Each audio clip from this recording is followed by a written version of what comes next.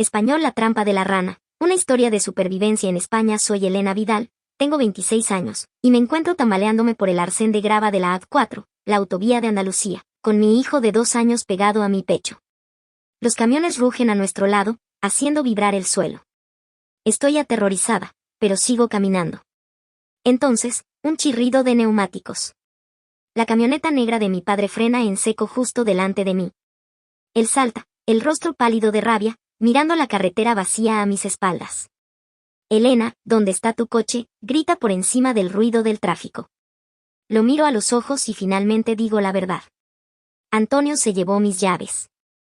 Dice que no estoy en condiciones médicas para conducir. Déjame un comentario y dime desde dónde me escuchas y qué hora es ahora mismo. Me encantaría saber quién forma parte de nuestra comunidad. El silencio del engaño, el silencio dentro de la camioneta de mi padre era denso, un contraste brutal con el rugido de la autovía que acabábamos de dejar atrás. El aire acondicionado golpeaba mi cara, secando el sudor, pero sin aliviar el nudo frío en mi estómago. Noah se había dormido al instante en su silla, arrullado por la vibración del motor. Miré su pequeña cara pacífica y sentí que mis manos comenzaban a temblar. La adrenalina se desvanecía, dejando solo vergüenza. ¿Cuánto tiempo?, preguntó mi padre. No me miraba. Sus ojos estaban fijos en la carretera, sus manos apretaban el volante con tanta fuerza que sus nudillos estaban blancos. No preguntaba como padre, sino como el comisario que fue durante 30 años, entrevistando a un testigo. 6 meses, susurré. Desde que Noah cumplió los 18 meses. Tomó una bocanada de aire. ¿Por qué no me lo dijiste? Porque no parecía maltrato. Papá, ese es el truco. No empezó con un cerrojo en la puerta o un puño levantado. Empezó con una tortilla de patatas.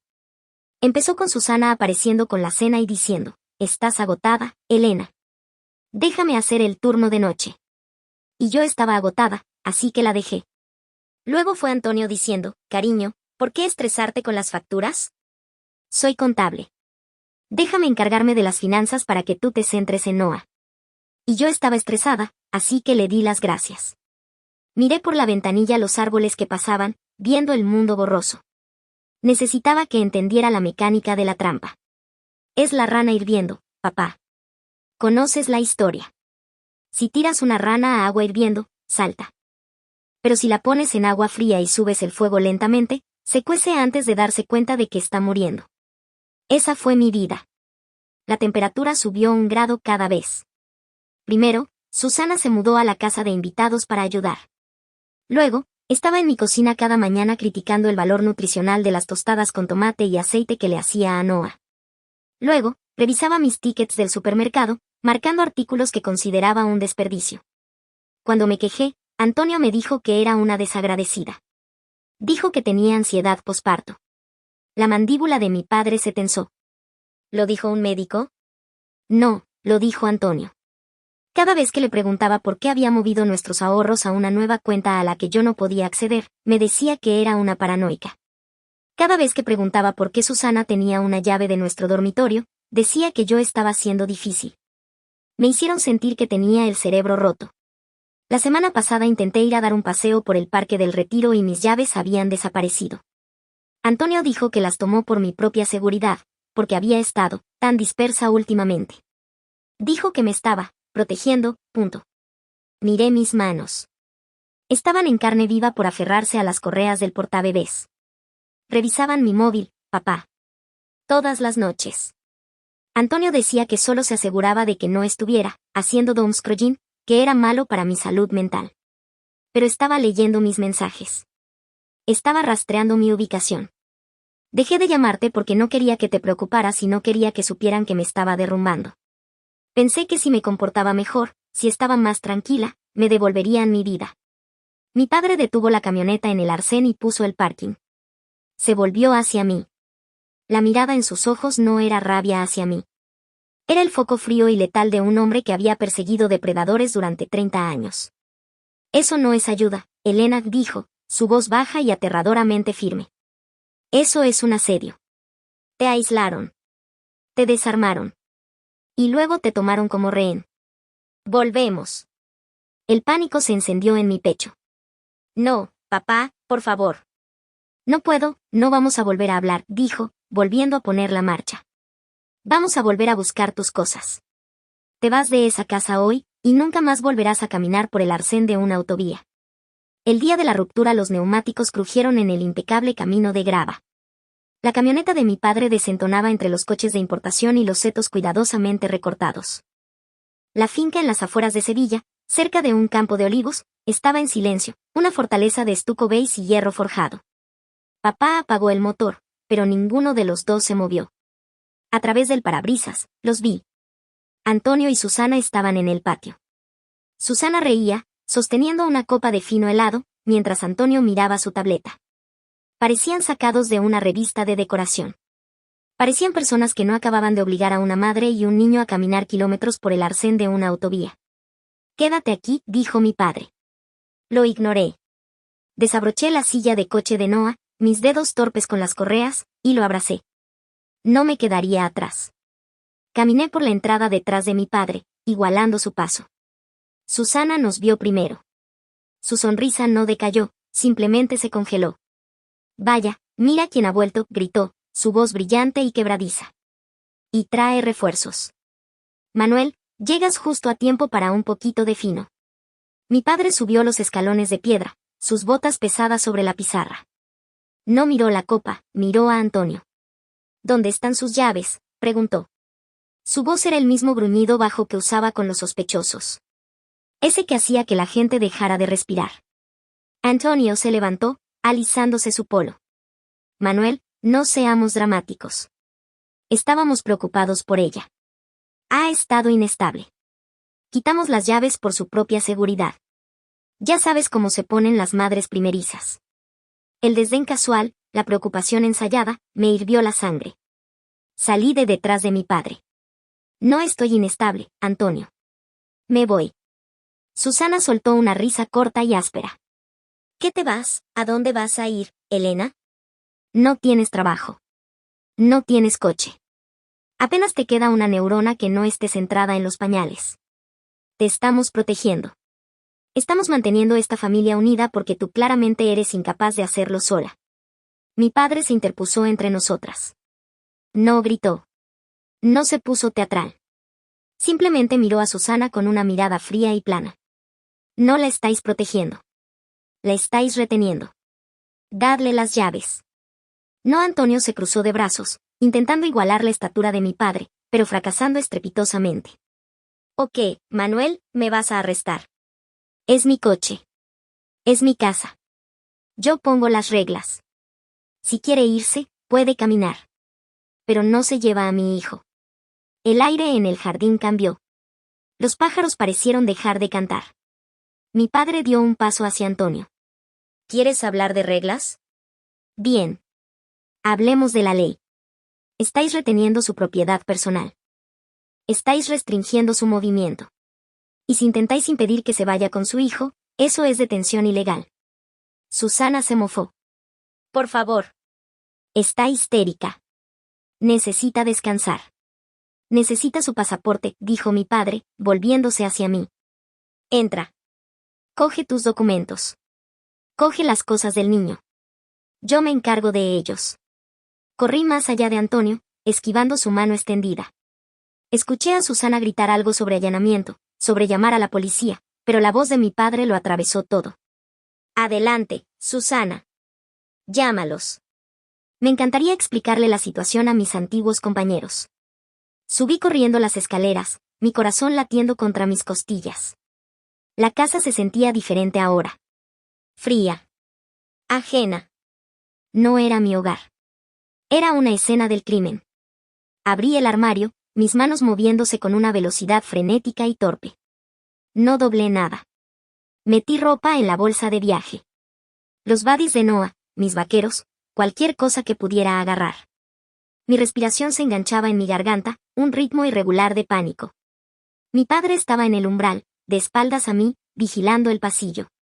Era una estatua, una barrera entre yo y las personas que habían desmantelado lentamente mi vida. Me detuve un segundo, agarrando la manta favorita de Noah. «Papá», susurré.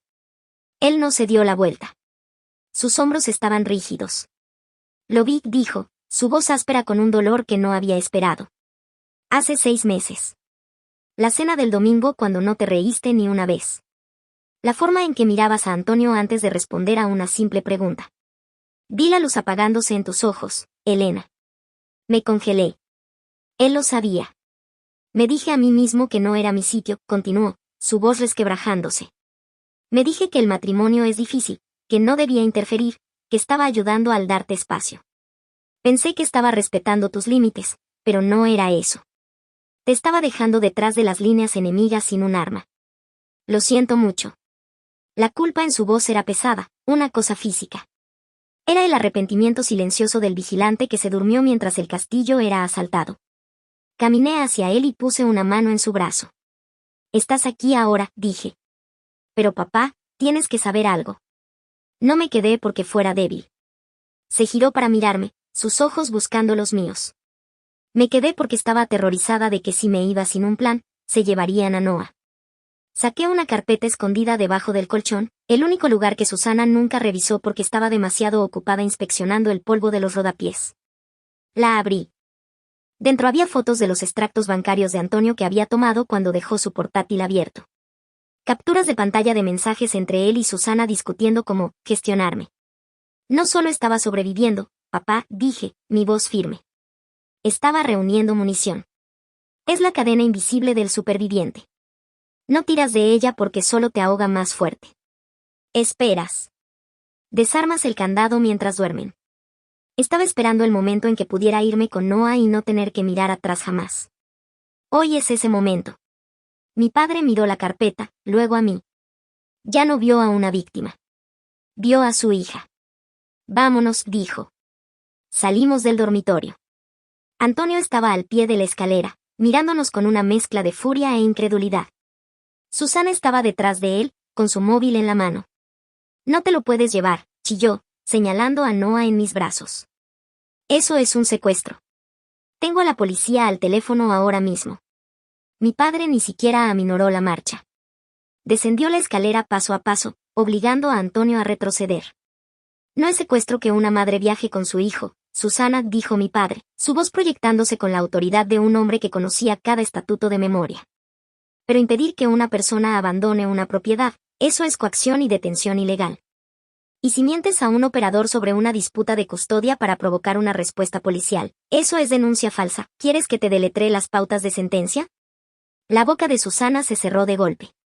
Su pulgar se cernió sobre la pantalla de su móvil, temblando. Pasé junto a ellos. No miré a Antonio. No miré la cocina donde había llorado por unas tostadas quemadas. Salí por la puerta principal, al cegador sol de la tarde. El aire sabía diferente aquí. Sabía a oxígeno. La última traición, el viaje a casa de mi padre, en un barrio tranquilo y tradicional de Barcelona, se sintió como el primer aliento real que había tomado en un año. El silencio no estaba vacío. Estaba a salvo. Noah balbuceaba en el asiento trasero, señalando los árboles que pasaban, ajeno al hecho de que su madre acababa de quemar su vida para salvar la suya. Cuando entramos en el camino de entrada de papá, esperaba alivio. En cambio, mi cerebro se puso en modo de alerta. El bajón de adrenalina fue brutal, dejándome temblorosa y con náuseas. Tenemos que revisar todo, dije, dejando caer la bolsa de viaje sobre la mesa de la cocina. Mi padre ya estaba hablando por teléfono con su abogado, pero asintió. ¿Revisar qué? El dinero, los documentos, todo. Extendí los papeles. Había logrado agarrar la carpeta de la oficina de Antonio mientras papá estaba bloqueando las escaleras. Mis manos temblaban al abrirla. Extractos bancarios, acuerdos de préstamo, documentos de títulos. Tardé 10 minutos en darme cuenta de la magnitud del daño. Papá colgó el teléfono y se acercó. ¿Qué has encontrado? Me quedé mirando el papel en mi mano, los números borrosos. Mi coche, susurré. El SUV que me compraste cuando nació Noah. Se fue. Antonio lo vendió hace 3 semanas a un concesionario en Valencia. La factura de venta estaba justo ahí. Fechada el día después de que me quitara las llaves. 12.000 euros. El rostro de mi padre se puso estoico, una máscara de rabia controlada. Vendió un regalo dado a su esposa. No solo lo vendió. Papá, mira esto. Le acerqué un recibo de transferencia bancaria. Usó el dinero para pagar una tarjeta de crédito, pero la tarjeta no está a su nombre. Está a nombre de Susana. Papá recogió el papel. ¿Una deuda de juego de Susana o un negocio fallido? Importa. Robaron mi coche para pagar sus facturas. Pero eso no fue lo peor. Indagué más profundamente en el archivo, mi corazón latiendo con un ritmo frenético contra mis costillas. Había un documento de préstamo de un prestamista privado. 40.000 euros. El prestatario listado era Elena Vidal. Yo no firmé esto, dije, mi voz elevándose en pánico. Papá, mira la firma. Parece, como Antonio tratando de escribir como tú. Como tú, terminó papá. Sentí que la habitación daba vueltas. Sacó un préstamo de 40.000 euros a mi nombre y el fondo fiduciario educativo, los 56.000 euros que me dejó mi abuela. Inicié sesión en la aplicación bancaria de mi móvil, mis dedos resbalando en la pantalla. Contraseña incorrecta. Lo intenté de nuevo. Bloqueada. Llamé al número automatizado, tecleando mi número de seguridad social. El saldo de su cuenta terminada en 4.492 es de 0 euros. Dejé caer el móvil. Lo habían tomado todo. El coche, el fondo fiduciario, mi crédito. Ya no era control. Era un intento deliberado de arruinarme, de atraparme sin salida. Mi padre estudió los documentos, el préstamo falsificado, la venta del coche, las transferencias. Su expresión se endureció. Esto no es un problema matrimonial, dijo. Esto es un fraude con agravantes. Cuando Antonio y Susana aparecieron en casa de mi padre, gritando y amenazando con la custodia, abrí la puerta con calma y les entregué el sobre. Dentro estaba la prueba, documentos de préstamo, registros bancarios, la firma falsificada. Su confianza se derrumbó al leer. Robaste 56.000 euros, dije. Eso no es un matrimonio. Eso es un delito. Les di una opción, devolver el dinero a la mañana siguiente o el expediente va a la fiscalía. Se fueron en pánico, expuestos e impotentes. 3 meses después, cerré la puerta con llave de mi propio apartamento. Pequeño, tranquilo, elegido por mí. Mi saldo bancario era modesto, pero era mío. Antonio se enfrentaba a cargos. Yo estaba reconstruyendo mi vida. Ya no estaba agradecida por la jaula. Foco lección de vida, moraleja, la lección de esta historia, ambientada entre la elegancia de Sevilla, la ley de Madrid y la tranquilidad de Barcelona, es doble y crucial. Reconocer la cadena invisible. El abuso y el control coercitivo no siempre llegan con un golpe o un grito, a menudo se disfrazan de ayuda, amor o preocupación, es por tu seguridad, para que no te estreses. Aprende a distinguir el apoyo genuino de las tácticas de aislamiento y desarme. Si te quitan progresivamente tu independencia, económica, social o de movimiento, estás en una trampa, no en una relación sana.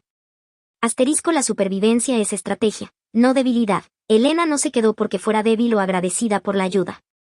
Se quedó porque estaba reuniendo información vital, los extractos, las pruebas de fraude, para el momento estratégico de la fuga.